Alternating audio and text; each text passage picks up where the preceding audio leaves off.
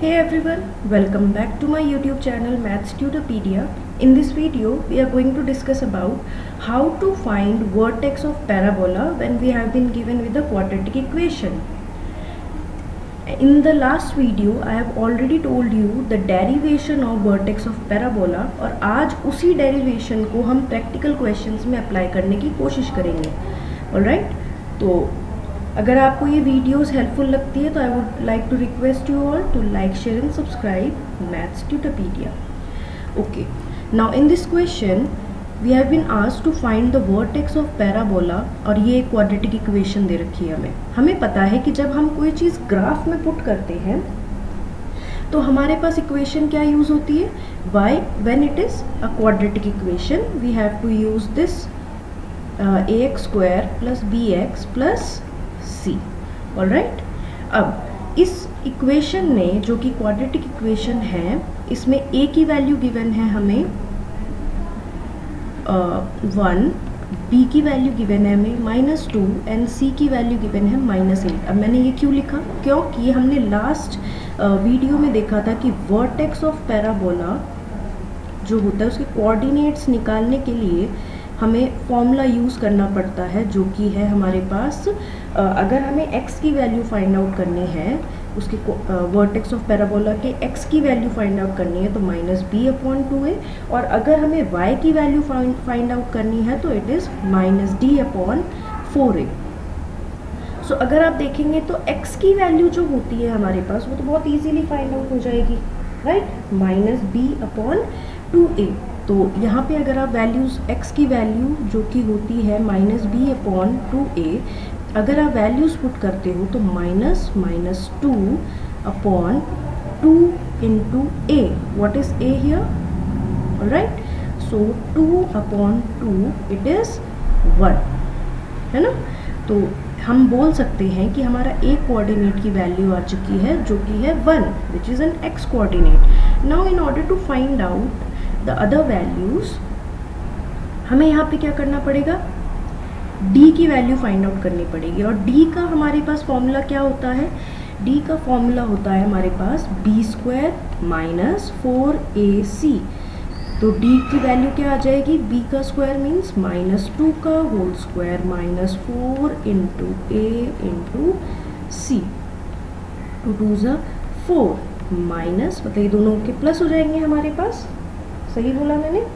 तो अगर आप प्लस करोगे यहाँ पे वैल्यूज़ तो आपके पास आएगा 32 which will be equals to 36. So जब आप यहाँ पे वैल्यूज़ पुट करोगे for the value of y coordinate it will be -d/4a.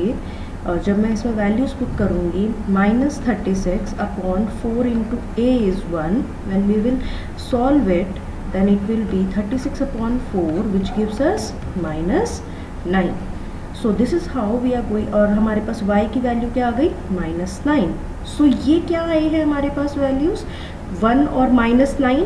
ये हमारे पास वर्टेक्स ऑफ पैराबोला के कोऑर्डिनेट्स जो निकालने का तरीका है वो आए हैं हमारे पास.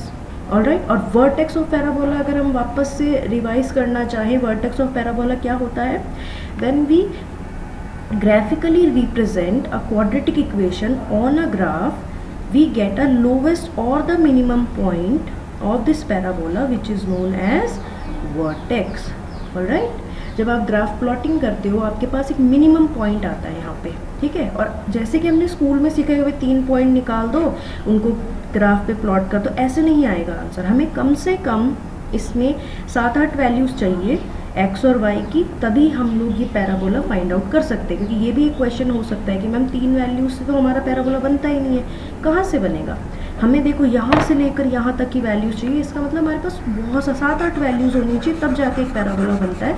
हम लोग लेकिन नॉर्मली क्या करते हैं, स्कूल में ओनली 3 या 2 ही वैल्यूज़ निकालते हैं. आई होप ये क्वेश्चन समझ में आ गया होगा. एक और क्वेश्चन करके देख लेते हैं. अब की बार इतना ज़्यादा एक्सप्लेनेशन नहीं होगा इसके अंदर क्योंकि डायरेक्ट है क्वेश्चन. तो हम लोग सबसे पहले क्या लिखेंगे, for a quadratic equation it is represented as in this. और हियर a की वैल्यू है. अब क्या ये a सही सीधा लिखा हुआ है, पहले तो इसको हम लोग सीधा लिखेंगे. हमारे पास जो क्वाड्रेटिक इक्वेशन का फॉर्म होता है उस फॉर्म में लिखेंगे इसको. ये हो जाएगा इस तरीके से। सो ए की वैल्यू, अच्छा एक और चीज़ मुझे आपको बतानी थी यहाँ पे, हम लोग केवल डी के जो फॉर्मूला है उसकी हेल्प से भी बता सकते हैं कि पैराबोला के अंदर कितने हमारे पास पॉइंट्स होंगे, कितने पॉइंट्स होंगे। अगर हमारे पास डी की वैल्यू इज़ ग्रेटर देन 0 तो हमारे पास टू डिस्टिंक्ट क्या आते हैं, टू डिस्टिंक्ट पॉइंट्स आते हैं। टू डिस्टिंक्ट पॉइंट का मतलब क्या है कि पैराबोला हमारे एक्स एक्सिस को टू डिस्टिंक्ट पॉइंट पे काट रहा है। अगर इक्वल्स टू 0 है देन वो केवल एक ही पॉइंट पे काट रहा है, या फिर अदरवाइज कोई आंसर है तो हमारे पास। तो बाकी ये चीज़ आप याद रखिए कि अगर डी की वैल्यू आपके पास 36 आई है दैट मीन्स यहाँ पे टू डिस्टिंक्ट पॉइंट आएंगे या फिर टू जीरोज़ की वैल्यू आएगी, दोनों अलग अलग वैल्यूज़ होंगे हमारे पास। ऑलराइट, चलिए अब आगे बढ़ते हैं। हाँ, इसके अंदर हमें क्या करना है, ए की वैल्यू आ गई है -1, बी की वैल्यू आ गई है -2 एंड सी की value is 3।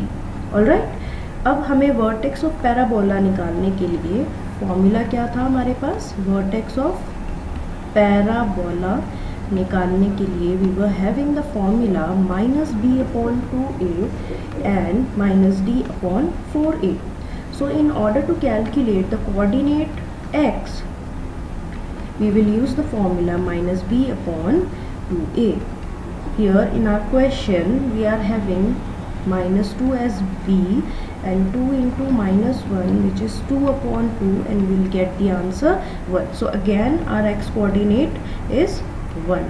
Now for the calculation of b coordinate first we need to find out value of d which is b square minus 4ac. So what is b? It is -2 का whole square minus 4 into a into c. So it is 4 plus 4 3s are 12, it is 16 which is greater than 0. So hence first thing that we can conclude from this answer is there are two distinct, as the value of d is greater than 0 there are two distinct points at which the parabola is cutting or touching the x-axis. Okay, now let us find out the value of y coordinate. So y coordinate का formula होता है -d/4a. We are having -16/4 into a is 4 into -1 that is 16 -16/-4 minus से minus cut 4 4s are 16 तो other value is 4. So 1 and 4 are the coordinates of the vertex of the parabola, and as I have said earlier vertex is the minimum point of the parabola of a quadratic polynomial. I hope ये जो video है आपके लिए बहुत ज़्यादा helpful रहेगी। अब मैं अगली वीडियो में लेके आऊँगी कि अगर आपको ग्राफ ऑलरेडी दिया हुआ हो तो हम ABC की वैल्यू कैसे निकाल सकते हैं। अब ये भी एक बहुत ज़्यादा फ्रीक्वेंटली आस्क्ड क्वेश्चन है। सो आई होप ये वीडियो आपको समझ में आई होगी एंड हम मिलते हैं नेक्स्ट वीडियो के अंदर। Till then thank you.